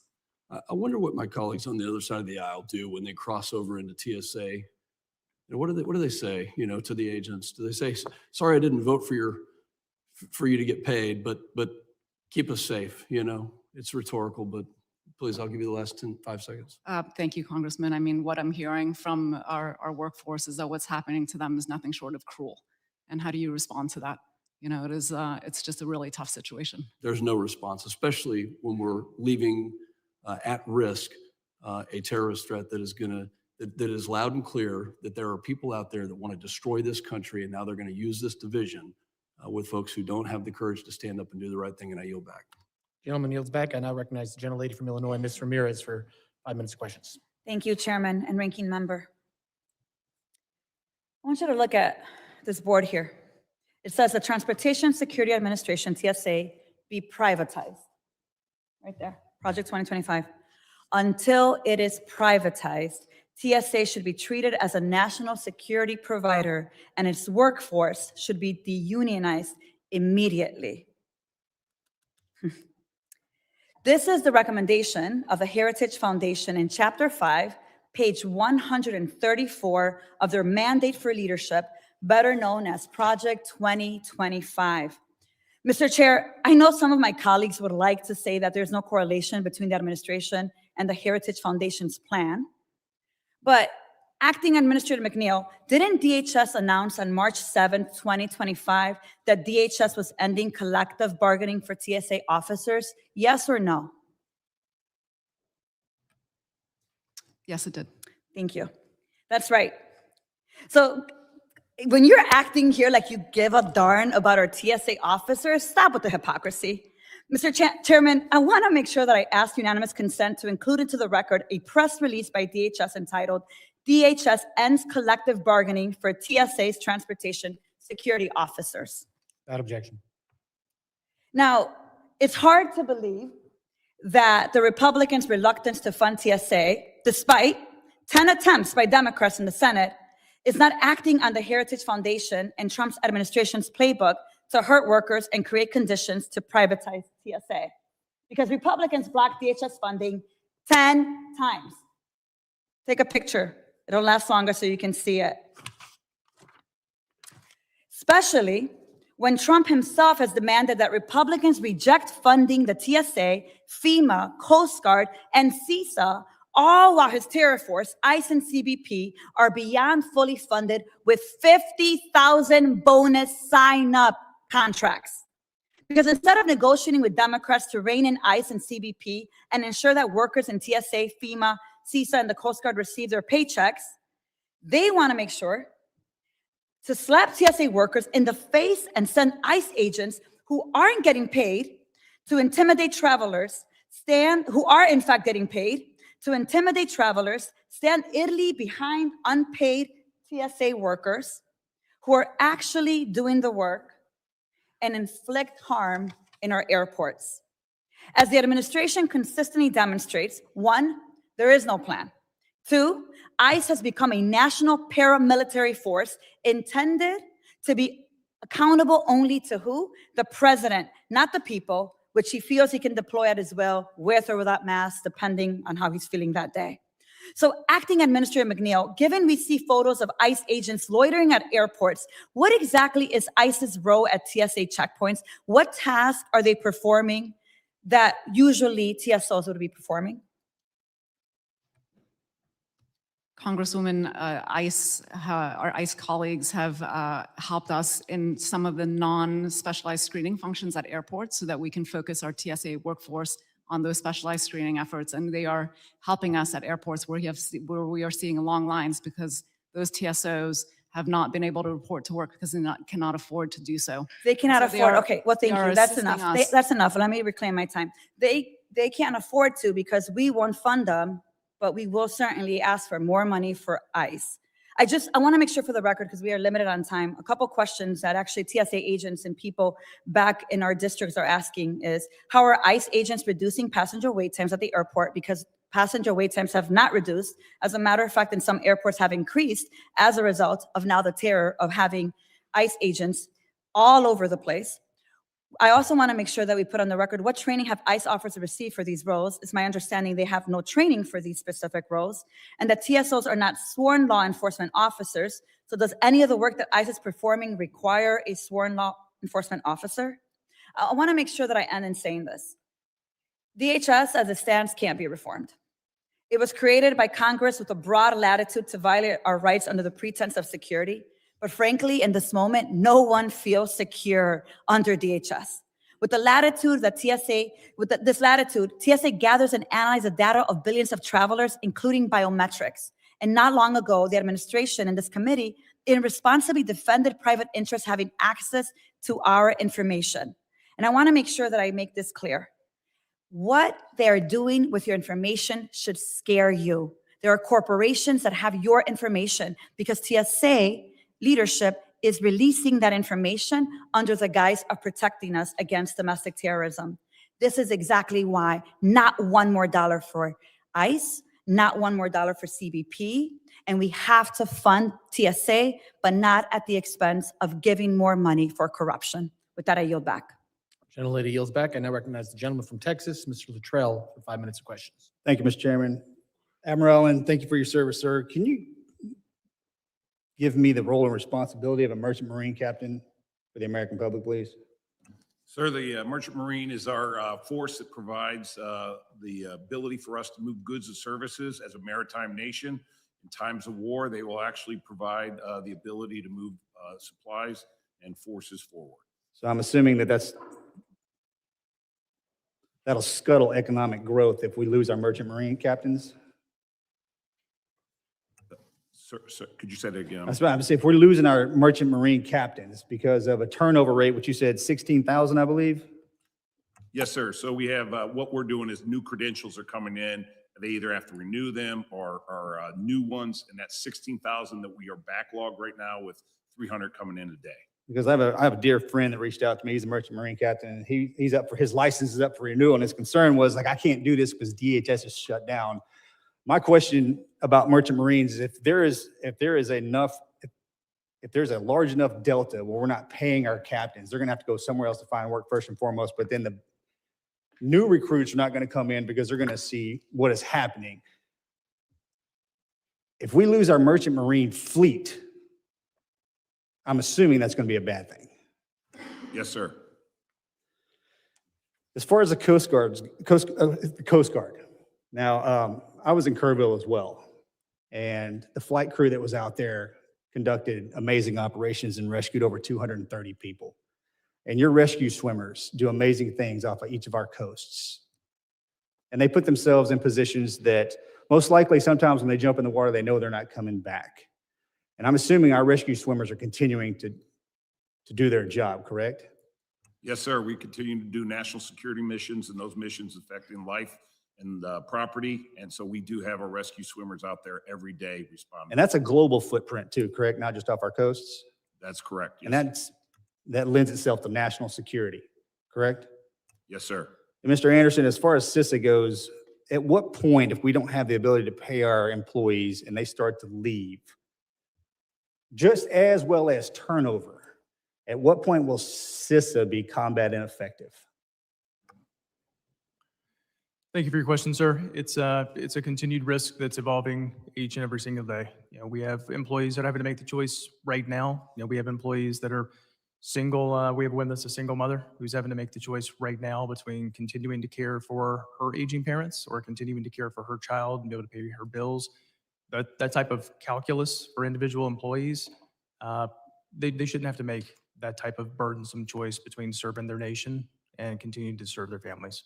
And Ms. McNeil, as far as the attrition rate goes with our current officers and TSA, I'm assuming the growth rate is starting to grow the longer we're into this shutdown, correct? Yes, the attrition is, we're watching that closely. And, throughout the 3 shutdowns of this year, we did see spikes in attrition. So we need to be very careful about that because, as I mentioned earlier, we are months away from FIFA and we need to be in a ready posture to be able to support the events of the summer. So we have the United States Coast Guard and Merchant Marine Academy that provides security and supply infrastructure around our coasts. We have CISA that protects all of our communication and all of our digital infrastructure, banking across the board. And then we have TSA that allows people to move through in and out of our country. And we have FIFA coming up. We have 10 million plus people, as you said, that are planning on coming in. That's going to send if we're still in shutdown, I would assume that will send our aviation community into complete lockdown, which means everybody that's paying, including the teams coming over to do this, won't have the ability to travel because the airports are non-functional. Is that a fair assessment? Congressman, at this point, we have to look at all options on the table. We don't have the luxury of picking and choosing how we maintain our operations, and that does require us to, at some point, make very difficult choices as to which airports we might try to keep open and which ones we might have to shut down as our call-out rates increase. So the way that I see this is that a secretary has been removed. Senator Mark Wayne Mullen got appointed yesterday, making valid attempts to course correct the irritations with ICE and everything that's been happening. But we have crippled Coast Guard, CISA, and our TSA agents, and we're continuing to do so. Thank you, Mr. Chairman. I yield back. Gentleman yields back, and I recognize the gentleman from New York, Mr. Goldman, for 5 minutes of questions. Thank you, Mr. Chairman. Ms. McNeil, would you rather have a fully funded TSA or ICE agents assisting TSA at airports during a shutdown? I would like to have all the hardworking men and women of the Department of Homeland Security be paid for the work That wasn't they're my doing. question. Would you rather have your agency fully funded so everyone can be paid and retroactively, or would you rather have ICE officers assisting you at airports? If DHS is funded, TSA will be funded. And would you rather have that, or would you rather have the ICE agents who are at airports right now helping you? I think that if we don't want ICE agents Just, working can you at just answer the airports, then we question? need to fund the departments. so It's that we not a can get back to complicated normal question, order. ma'am. It's not a complicated question. Would you rather have TSA funded or ICE agents helping your agency at the airport? Paying the employees for the work that they are doing is also not a complicated question. Well, I'm asking the questions and you're answering them. And I would like to understand whether you are happy to have ICE agents there or whether you would rather have your own TSA officers there. Under normal order, TSA would be performing our operations, and that is the ideal state. But I am also thankful for ICE for being there to help alleviate the burden that our workforce is feeling because we are in the 3rd shutdown of this fiscal year. So you're happy to have ICE there, even though, as far as we can tell, there are videos of them standing around, yawning, eating candy bars, or tackling someone and arresting a woman in front of her daughter in the San Francisco airport. It seems to me like there's not a whole lot they're doing, but one thing that Mr. Homan said they were doing was checking identification. So do you have any concerns about passengers whose identification are being checked by ICE agents who are armed and may arrest them? The ICE agents that are at the airports where we're seeing long lines are helping in a multitude of different ways.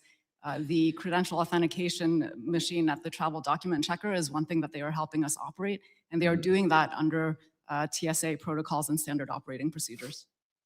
So let's talk about this funding, because I hear my colleagues on the other side of the aisle wax poetic and melodramatic about how awful it is that your officers are not funded, are not able to work and get paid.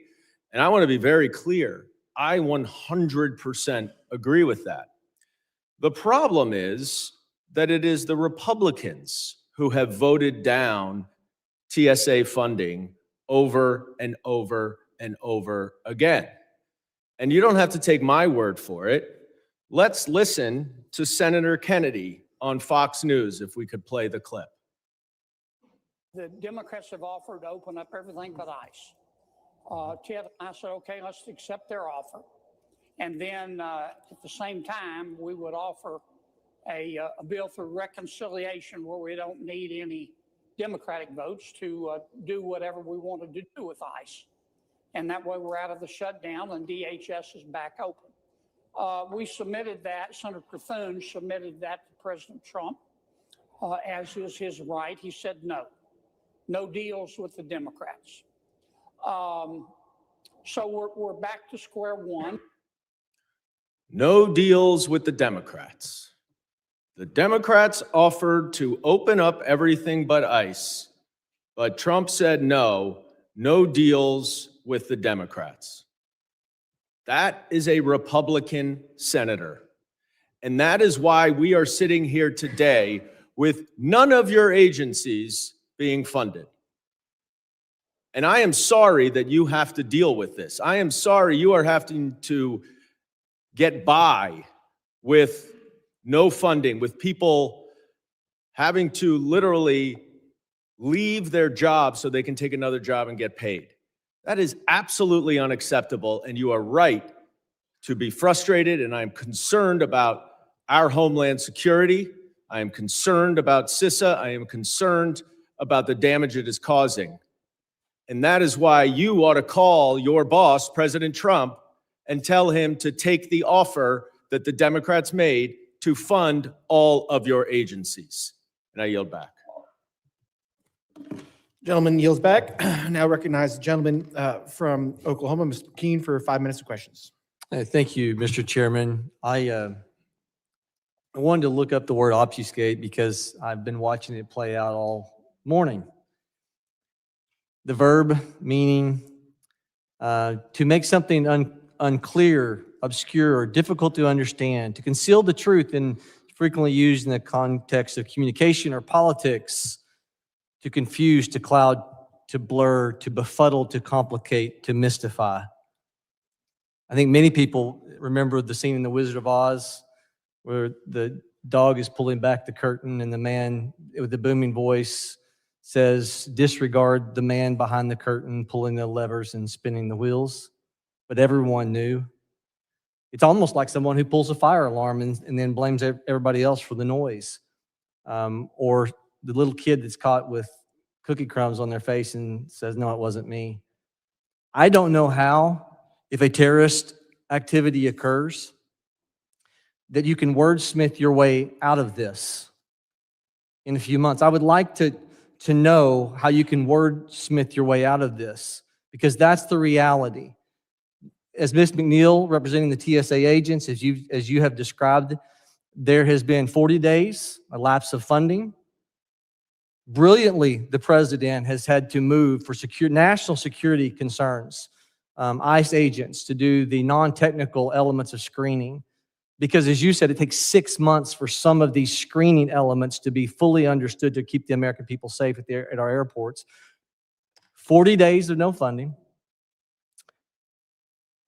400 people have quit their jobs within TSA, is my understanding. It takes 6 months to replace them. Within 79 days, we're going to have the World Cup. This conflict with Iran, and Iran absolutely is looking for vulnerabilities. Ms. McNeil, is our national security at risk?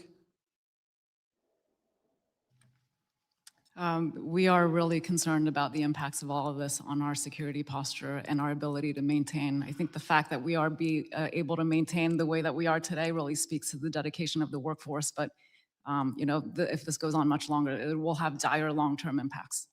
So for the leverage points of those that are trying to make a point on some other issue, Will they have had plenty of warning sign if a terrorist activity was to occur? If another drug interdiction to the Coast Guard gets through, someone dies for fentanyl poisoning. If there is a hacking situation and we lose our grid or we ransomware and massive vulnerabilities. Or in Oklahoma, if we have a tornado and our disaster relief fund stash of allocation is completely empty, will they be able to move the green pea around enough and wave their hand enough to say, oh, we didn't have enough notice. It wasn't our fault. Admiral Allen, how could you justify maintaining a position of keeping your officers underfunded where they are having to go to banks to keep them afloat, keeping their eye off the target to protect the people? Can they say they didn't know? Sir, our people are hired to secure the Constitution and pledge that oath.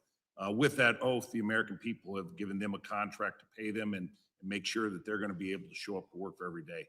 Every day that this goes on, it's harder to do that. We have uncertainty in whether they're going to get paid, and that creates problems with readiness, and that problem with readiness creates problems with execution of dangerous missions. Ms. McNeil, for the TSA agents, given the attrition, given those that are leaving their jobs, you said 40% of people are calling in now saying, I just can't do this in some areas. 40% saying, I cannot do this. I have to go make a living for my family. I have to get a paycheck. And so that void is having to be filled. What happens months down the road because of the 6-month training requirement to get us up to speed? How many months will we be in a very vulnerable situation, even if the shutdown was to end today? As I mentioned in my opening statement, at this rate and at this point in time, we wouldn't be able to train those officers and put them in place in time for the FIFA World Cup. So, we're facing it come this summer. I yield, Mr. Chairman. Gentleman yields back. Now recognize gentleman from New York, Mr. Kennedy, 5 minutes of questions. Thank you, Mr. Chairman. A number of our colleagues have mentioned why we're here today. I want to remind my colleagues of 3 of many individuals who have brought us here today to this point. Alex Preddy, Renee Nicole Good, Narul Amin Shah Alam. They are why we are here today. There needs to be accountability at ICE. There needs to be reforms, and we need to create trust in our government agencies once and for all. I want to be crystal clear with our witnesses today that Democrats want to see each of your agencies fully funded. As a matter of fact, aside from the deal that was rejected by President Trump and ultimately Senate Republicans who are doing his bidding, Democrats have put forward a House plan, a petition on the floor that not only have I and hundreds of my colleagues already signed, that forces a vote to fund all of your agencies in full. I've signed that discharge petition. I co-sponsor that bill. And we need to make sure that our TSOs are being paid and all of these agencies are fully funded once and for all. But I want to turn to FEMA issues because this is the first time the committee has seen a FEMA witness this Congress. I understand we were supposed to have the head of FEMA's Office of Response and Recovery, Mr. Greg Phillips, to testify here today. I'm really disappointed that he's not here. I do appreciate you being here, Ms. Barton.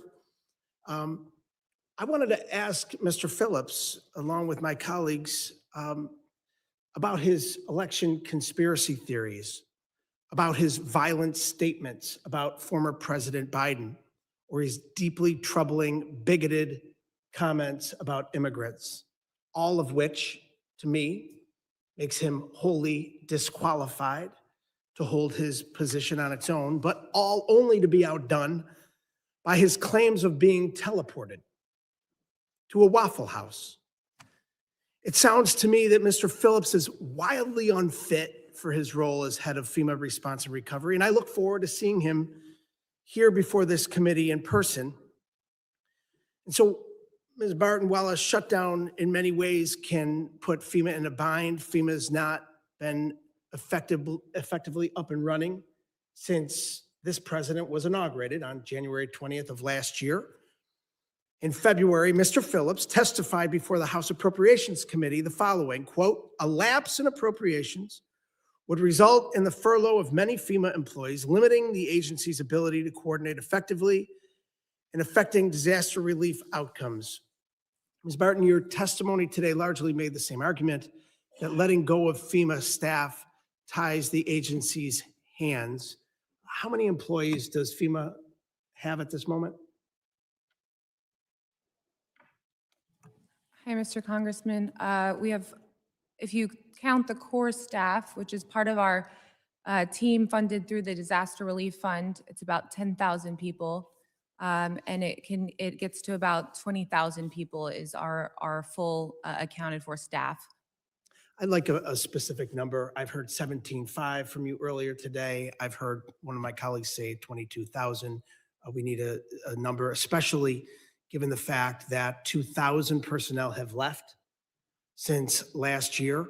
How many staff have been fired from FEMA or have left the agency? Yes, Congressman, I can follow up with your team and get you those numbers. And is your agency still moving forward with plans to cut the FEMA workforce in half?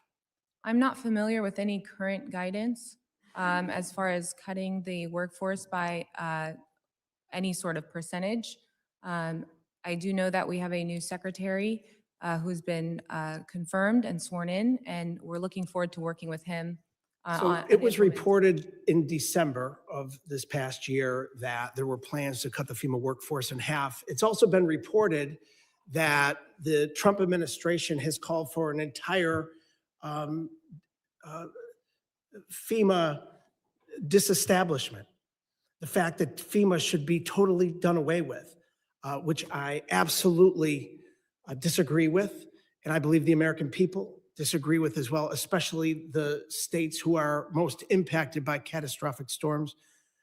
Would you generally agree, yes or no, that having fewer employees to respond to disasters means a weaker federal response? The men and women of FEMA that I work with every day have been unwavering. We're over 70 days when you combine all the disaster, all the lapse days together. It's been extremely impactful and it's not sustainable. We are days away from hurricane season starting. Just this weekend, we had flash flooding in Hawaii. We have tornadoes happening. We have fires raging. This is a 24/7 operation, and this is really impacting our folks. And that's what I can tell you today. Mr. Chairman, I'm out of time, but if I could just consent to submit into the record a GAO report titled FEMA Staffing Shortages Could Mean Disaster for Future Response Efforts. Without objection. I yield back. Thank you. Gentleman yields back. I now recognize the gentleman from Arizona, Mr. Crane, for 5 minutes of questions. Thank you, Mr. Chairman. Wow, this hearing has been amazing. I mean, this is even epic for Washington standards, the amount of gaslighting and lies that have been told in this hearing today. Mr. Chairman, I got a question for you. Mr. Chairman, real quick, got a question for you. Yes, sir. I got to ask you this because I'm all the way down the bench from you, and I know my hearing's not so good, but I believe at the beginning of this hearing, the ranking member, Mr. Benny Thompson, said that this is a Republican shutdown. Did he say that, sir? I don't recall if Yeah, Benny said it, but other he people did. have. He did say that, and it's just interesting to me because on January 22nd of this year, all Republicans on this committee voted to fund the Department of Homeland Security. Mr. Chairman, are you aware of any Democrat on this committee that voted to fund the Department of Homeland Security on January 22nd? I'm not. Not me neither. Then again, on March 5th, Mr. Chairman, of 2026, we again voted to fund the Department of Homeland Security. Are you aware of that, Mr. Chairman? Yes.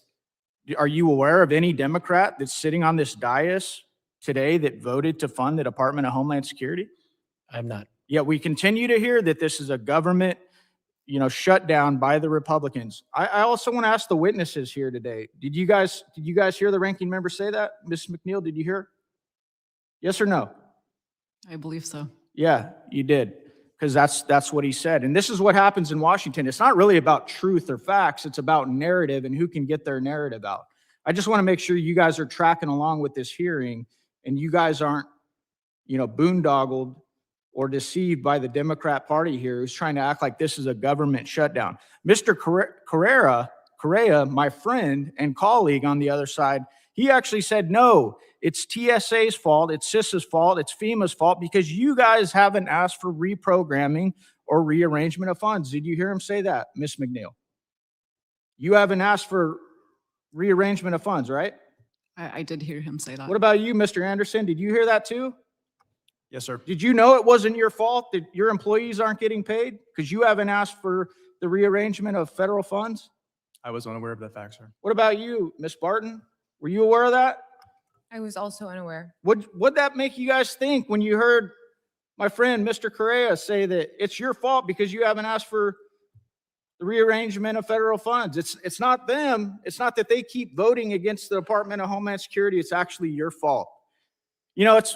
Again, I had my staff check into this just to make sure not one single Democrat in this committee voted to fund the Department of Homeland Security.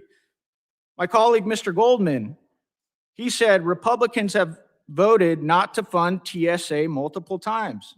Did you guys hear that? Admiral, did you hear that? Yes, sir. What'd you think of that, Admiral? I mean, you're probably tracking this. Your people aren't getting paid. Is that correct? Our people are not getting paid. Our civilians are at least 3 paychecks without pay. Yes, sir. Are you able to see through this, sir? I mean, you're speaking on behalf of your folks that aren't getting paid. Are you able to see through that? Sir, we continue to support our people who. I know that. That's not what I'm asking you. I'm asking you because a lot of the American people seem to be falling for this massive gaslighting campaign that this is a Republican shutdown. Are you aware of what's going on, sir? We are tracking this day by day. Yes, sir. Thank you. I want to show a video real quick. Federal authorities say Amir Balat and Ibrahim Kayumi were inspired by ISIS when Balat threw homemade bombs into a New York City crowd Saturday. Deadly shooting rampage in Texas. The alleged shooter wearing clothing referencing both Allah and Iran.